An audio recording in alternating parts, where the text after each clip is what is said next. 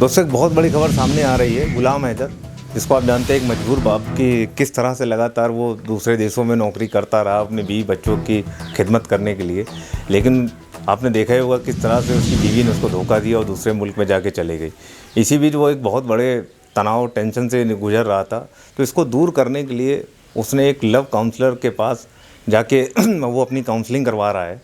और सुनने में आ रहा है कि कोई खुशखबरी भी है। तो कौन है वो लव काउंसलर और किस तरीके का वो ट्रीटमेंट वहाँ से ले रहा है, इसको जानने के लिए उसी हम लव काउंसलर ऑफिस के बाहर खड़े हुए हैं, जिससे हम गुलाम से आपकी बात करवाएंगे और बताएंगे कि वो खुशखबरी भी क्या है और किस तरह का यहाँ पे उस ट्रीटमेंट या जो भी कहें क्लास वो ले रहा है। तो बातचीत की शुरुआत करने से पहले आप लोगों के लिए एक सवाल, आपको क्या लगता है, क्या गुलाम अपने मकसद में कामयाब होगा? अगर आपका जवाब है हाँ तो तुरंत यस लिख दीजिए, अगर आपका जवाब है नहीं तो तुरंत नो लिख दीजिए। बीसी सेंटर को तुरंत सब्सक्राइब कर दीजिए, वीडियो को लाइक कर दीजिए, वीडियो के आखिर तक बने रहिए। आइए दोस्तों चलते हैं अंदर हम लोग। तो आ चुके हैं, जनाब अंदर आ सकते हैं? जी आइए आइए जनाब। अस्सलाम वालेकुम। वालेकुम अस्सलाम, तशरीफ रखिए। जी शुक्रिया। कहिए कैसे आना हुआ, आपकी क्या खिदमत कर सकते हैं हम? खिदमत क्या, वैसे हम गुलाम के बारे में आए थे बात करने, पता चला कि आपके पास वो काउंसलिंग के लिए आ रहा है। तो कितने दिन से गुलाम आपके पास आ रहा है? देखिए आपको जानकारी जो मिली है वो सही मिली है जी।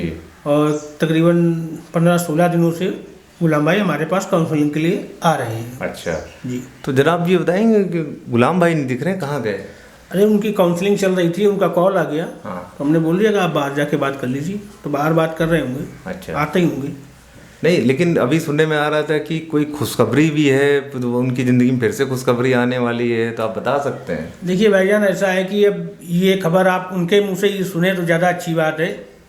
नहीं और तो आप काउंसलिंग कर रहे हैं तो मेरे हिसाब से आप ही बता दीजिए। नहीं, काउंसलिंग हम कर रहे हैं, हमने उनको जो है काफ़ी समझाया है, मोटिवेट किया है, तो वो दूसरा निकाह करने की तैयारी कर रहे हैं। अच्छा, तो दूसरा निकाह होने वाला है। देखिए दोस्तों, दूसरा निकाह की तैयारी हो रही है।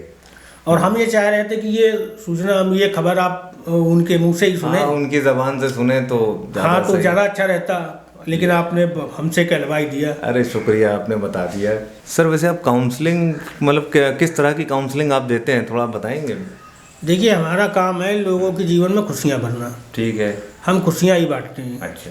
जैसे लव में किसी को धोखा मिल रहा है, बेचारे टूटे हुए हैं, इधर उधर जाके उल्टी सीधी हरकतें कर रहे हैं, वो हमारे पास आते हैं, उनको हम अच्छी राय देते हैं, अच्छी सलाह देते हैं, अच्छा मशवरा दे के उनको जो है मोटिवेट करते हैं। लोगों की ज़िंदगी खुशनुमा बनाते हाँ, हैं। लोगों की ज़िंदगी को खुशनुमा बनाना। हाँ। ये हमारा काम है। ये काम है। सर आपको क्या लगता है कि गुलाम की बीवी उसको छोड़ के क्यों चली गई? यार गुलाम की बीवी क्यों छोड़ के चली गई ये तो हम बताएंगे आपको, लेकिन आप हमें ये बताइए कि प्यार क्या है? प्यार क्या, आप बताइए, आप लव काउंसलर हैं। शाहरुख खान की आपने मूवी देखी होगी, उसमें शाहरुख खान कह रहा है कि प्यार दोस्ती है। प्यार दोस्ती कैसे हुई? देखिए जब कोई भी शख्स प्यार में पड़ता है तो उसके शरीर में हैप्पी हार्मोन्स रिलीज होते हैं और वो उसको खुशी महसूस होती है। लेकिन जब आप उसी शख्स के साथ काफ़ी लंबा समय गुजार लेते हैं तो वो हैप्पी हार्मोन रिलीज होना कम हो जाते हैं या बंद हो जाते हैं, तो आपको वो फीलिंग नहीं आएगी उसके साथ, तो लोगों को बोरियत महसूस होने लगती है उसमें।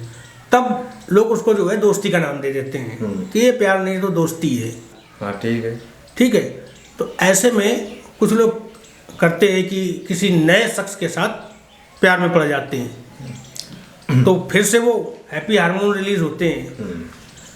और कुछ लोग तो इतना ज़्यादा इस चीज़ के आदी हो जाते हैं, उनको मज़ा आने लगता है, तो वो हर बार नए शख्स के साथ प्यार में पड़ते हैं, कई बार कई शख्स के साथ अलग अलग प्यार में पड़ते हैं। मतलब पूरा बायोलॉजिकली आप बता रहे हैं, हार्मोन से रिलेटेड सारी बातें, वो हार्मोन रिलीज होते हैं। तो सर इस केस का गुलाम से मतलब क्या लेना देना है, जो आप पूरी आप बात बता रहे हैं? जनाब बिल्कुल लेना देना है। अब ये आप समझिए कि आदमी जो है जब प्यार में पड़ता है तो 1-8 साल में ही बोर होने लगता है। ठीक है। अब गुलाम भाई की निकाह हुआ, उनकी बीवी आई, ये प्यार में पड़े और उनके 4-4 बच्चे भी हो गए। तो आप खुद सोचिए कि कितना लंबा समय उन्होंने हाँ एक वक्त स्पेंड किया, वक्त बीत गया, तो आदमी बोर हो ही जाता है। अच्छा, इसके बावजूद फिर वो विदेश चले गए काम धंधे के सिलसिले में, इधर उनकी जो है बीवी घर पे अकेले, फ़ोन एक सहारा, उसी में अपना गेम वेम खेलती रही। ठीक है। गेम खेलते खेलते एक शख्स से उसकी बात होने लगी। अब बात होती रही, उसके अंदर जो है हैप्पी हार्मोन इनकी बीवी के अंदर फिर से जनरेट हो गया, जनरेट होने लगे, उसको मज़ा आने लगा। अब वो बात करती रही और इतना ज़्यादा मतलब उसमें खो गई बात करने में कि उससे मिलने भी चली गई। मिलने गई, मिल के वापस आ गई।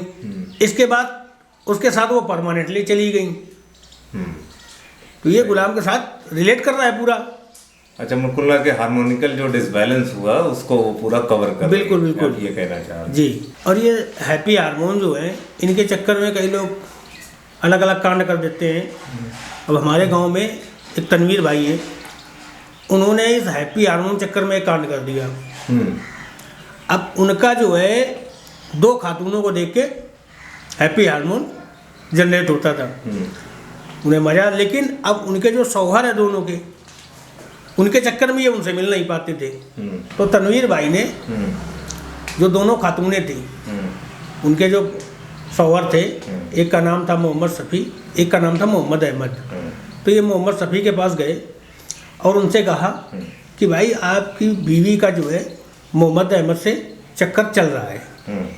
फिर इसके बाद मोहम्मद अहमद के पास गए और उनसे कहा कि आपकी बीवी का मोहम्मद शफ़ी के साथ चक्कर चल रहा है। इतना कह के वो चले आए। इसके बाद एक दिन जो है मोहम्मद अहमद को मोहम्मद शफ़ी से कुछ काम होगा, तो ये उनके घर गए और मोहम्मद शफ़ी घर पे थे नहीं। तो ये मोहम्मद शफ़ी के पास पहुंच गए। ये तनवीर? हाँ, तनवीर। बोले जनाब आप यहाँ हैं, आपकी बीवी घर में अकेले और मोहम्मद अहमद आपके घर में, आप चलिए। मोहम्मद शफ़ी को गुस्सा आ गया, गुस्से में पहुंचा, देखा बीवी घर में अकेले और मोहम्मद अहमद में घर में है। इन्हें गुस्सा आ गया, झगड़ा होने लगा। मोहम्मद शफ़ी ने कट्टा निकाल लिया और उसे गोली मार दी, मोहम्मद अहमद को। अच्छा।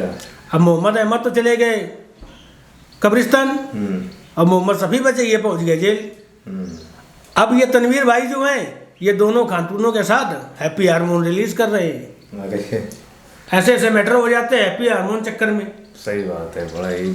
अरे तो जनाब ठीक है, काफ़ी बातें हो गई। मेरे हिसाब से गुलाम भाई को बुलाइए। कहाँ है भाई? अभी तक आए नहीं। देखिए गुलाम भाई ना आए हैं और ना ही वो आएंगे। क्यों, क्या होगा? और ना ही हम लब गुरु हैं।